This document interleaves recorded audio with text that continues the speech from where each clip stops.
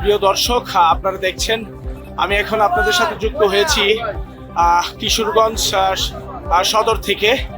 দর্শক, আপনারা জানেন আজ 16ই আগস্ট জাতীয় মৎস্য পক্ষ 2026-এর উপলক্ষে বাংলাদেশ গণপ্রজাতন্ত্রী বাংলাদেশ সরকারের মাননীয় প্রধানমন্ত্রী এবং বিএনপি চেয়ারম্যান জনাব তারেক রহমান কিশোরগঞ্জে ইতিমধ্যে উনি চলে এসেছেন। এখন উনি অবস্থান করছেন সার্কিট হাউসে।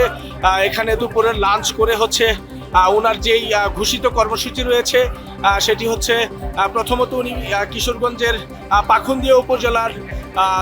পাখন্দিয়া উপজেলার মির্জাপুরের চেয়ারম্যান বাড়ির ঘাটে তিনি মৎস্য পক্ষ 2026-এর যেই পোনা রয়েছে সেই পোনা মাছ সেটি ব্রহ্মপুত্র নদীতে অবমুক্ত করেন এবং সেই সাথে এটি শেষ করে কটিয়াদি উপজেলার জর্জ ইনস্টিটিউটে তিনি যান। সেখানে বিভিন্ন শ্রেণী পেশার মানুষের সাথে তিনি শুভেচ্ছা বিনিময় করেন এবং সেখানে শুভেচ্ছা ভাষণ দেন।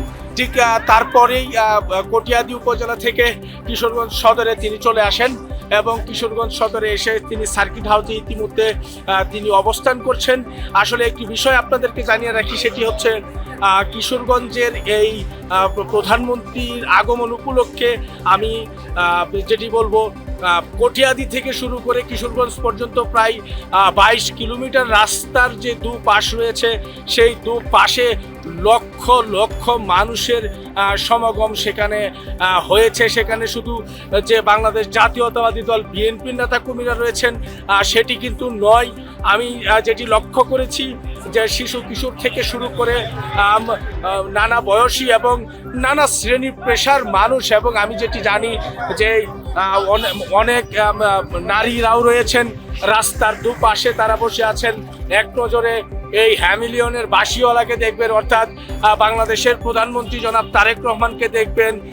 মানুষ তাকিয়ে আছে শহীদ প্রেসিডেন্ট জিয়াউর রহমানের যে ছেলে রয়েছেন তারেক রহমান, তাকে দেখবেন। মানুষ তাকিয়ে আছেন বাংলাদেশের সবচেয়ে নির্যাতিত এবং বাংলাদেশ এবং পৃথিবীর ইতিহাসের সবচাইতে যে একনিষ্ঠ দক্ষিণ এশিয়ার যিনি প্রথম নারী প্রধানমন্ত্রী রয়েছেন, মাদার অফ ডেমোক্রেসি, যিনি কারোর কাছে অন্যায়ের কাছে আপোষ করেননি, যিনি মাথা উঁচু করে এই বাংলাদেশকে বারবার তিনি নেতৃত্ব দিয়েছেন এবং তার নেতৃত্বে এবং তারেক রহমানের নেতৃত্বে বাংলাদেশের মুক্তি ফিরে এসেছে এবং স্বৈরা শাসক নিপাত হয়েছে।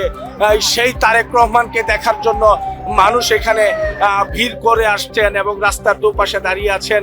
আমি আরেকটি বিষয় জানিয়ে রাখি, এখানে অনেকে দাঁড়িয়ে আছেন যারা হয়তো কোনো দলেই করে না, কিন্তু এক নজরে তার দেশের প্রধানমন্ত্রীকে দেখার জন্য এখানে তারা ভিড় করেছেন।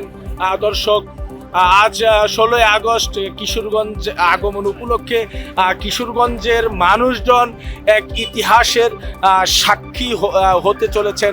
ইতিমধ্যে তিনি সার্কিট হাউসে আছেন এবং সার্কিট হাউস থেকে বের হয়ে তিনি হচ্ছে প্রথমে যে পূর্ব ঘোষিত যে কর্মসূচি রয়েছে, দক্ষিণ এশিয়ার সর্ববৃহৎ যেই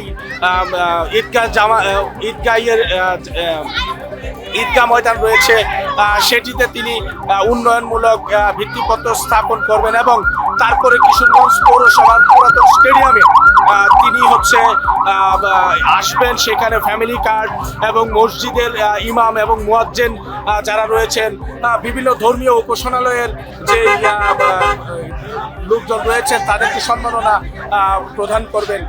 এই ছিল আমার কাছে কিশোরগঞ্জ থেকে সর্বশেষ আব্দুল্লাহ আল মামুন, আমিয়াল, কিশোরগঞ্জ।